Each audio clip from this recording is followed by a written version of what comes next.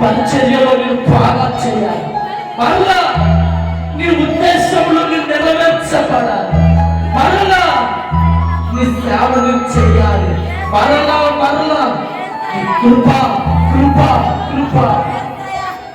దూరమైపోయిన నీవు చేతులు జోడించి ప్రార్థించు,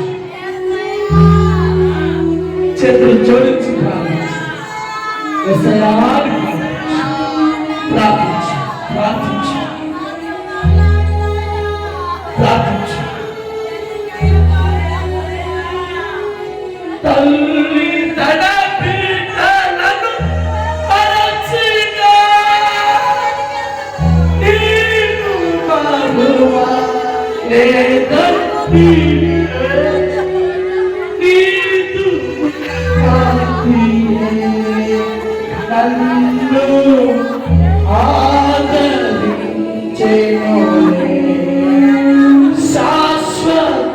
శాశ్వతమైనది నీవు నాయన చూపిన కృప. చేతులు జోడించి అడుగుతున్నాను, చేతులు జోడించి అడుగుతున్నాను. ప్రభువుకు దూరమైతే, దేవునికి నువ్వు దూరమైతే నీవు నీవు అపవాది చేతులు పడిపోతావు, అపవాది పొందకాలలో పడిపోతావు, తాగుడు తిరుగుడు వ్యసనాలలో పడిపోతావు.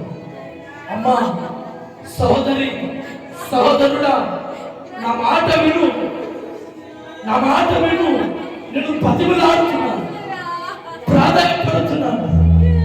ఈ దేవునికి నువ్వు దూరం కావద్దు, ఈ దేవునికి నువ్వు దూరం కావద్దు, ఈ దేవుని నువ్వు విడిచిపెట్టద్దు.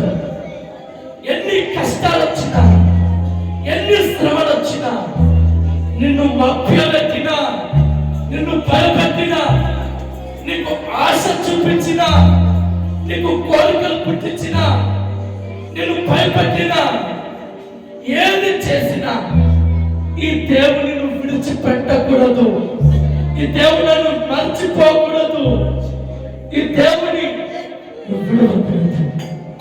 ఎందుకు ఈ మాట నేను చెప్తున్నానంటే, దేవుని విడిచిపెట్టినటువంటి సంసారం ఒక అమ్మాయి జీవితంలో పడిపోయాడు, తన 2 కళ్ళు పోగొట్టుకున్నాడు. తర్వాత తప్పు తెలుసుకొని దేవుని దగ్గరికి వచ్చినప్పటికీ తనకు జీవితం లేదు, తనకు జీవితం లేదు, తనకు జీవితం లేదు, తనకు జీవితము లేదు, తనకు జీవితం లేదు. కారణం దేవుడు విడిచి, దేవుడు మరిచి, దేవుడిచ్చిన ఆజ్ఞను తిరస్కరించి, తల్లిదండ్రులు చెప్పిన మాటకు అవిధేయత చూపించి ఒక అమ్మాయి ప్రేమలో మాయలో పడిపోయిన సంసారం ఏ పరిస్థితి వచ్చిందో మనకు తెలుస్తూ ఉంది.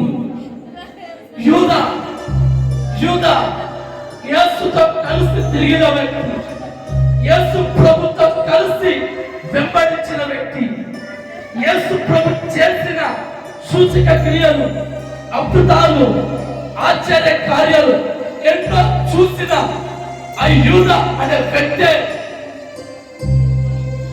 యేసు ప్రభు చెప్పిన మాటలు, బోధలు, యేసు ప్రభు చెప్పిన ఉపమాన నీతులు ఎన్నో మరెన్నో విన్న ఆ యూదా అనబడిన వ్యక్తే దేవుని విడిచిపెట్టి దేవుని ఒక శత్రు చేతికి అప్పగించినప్పుడు యూదా జీవితం ఏమైపోయింది?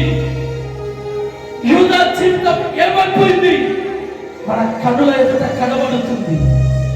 క్షమాపణ దేవుని తెలుసుకొని వచ్చి తీసుకున్న డబ్బు విసిరి వేయబడినప్పటికీ మరొక జీవితం లేదండి, మరొక జీవితం యూదాకు లేదు.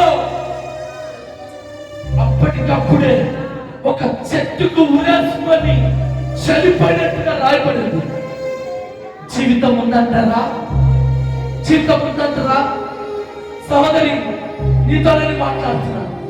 సహోదరుడా, నీతో నేను మాట్లాడుతున్నా.